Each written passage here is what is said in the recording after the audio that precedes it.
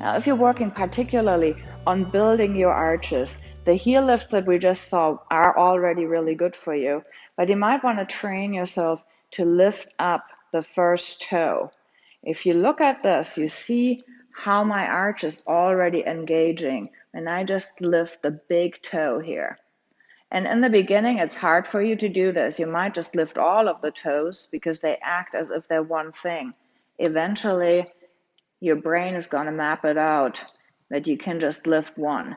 So if each day you take a little bit of time to really play with your feet, try these things out, get an idea that you can lift the big toe and leave the other ones down. Now you can do a lot of other exercises in order to build good arches. Typically are the ones where you're lifting up little objects with your toes. That is something you can do, but you might be happy to hear you don't have to. You can work on lifting the toes, you can work on the posture of your feet like I showed you in the introduction, and you can also work on little things like just letting your feet crawl like a caterpillar. These types of things really help you mobilize all the bones in the foot, and they help you lift those arches up a tiny bit. Physical therapists call this type of thing the short foot exercise. You just try to scrunch up the whole foot, making it shorter, and then you put the toes down again. If you were looking closely, you saw how these bones came a little closer together. So at first, I'm lifting the toes as if I'm lifting something up.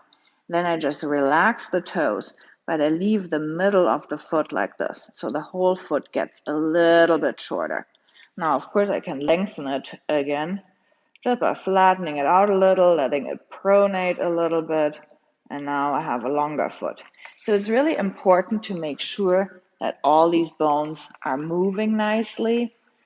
And in order to do that in a kind of way, you can take your foot in your lap if you have the flexibility, and you can just move them around a little bit like this.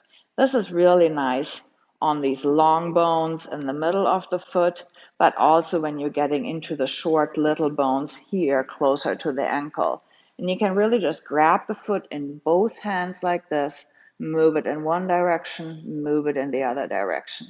So it's not directly a massage, it's actually really moving all the joints around. That'll make the foot a little bit more flexible, and it also just feels good if you have the flexibility. Otherwise, you'll have to ask a friend.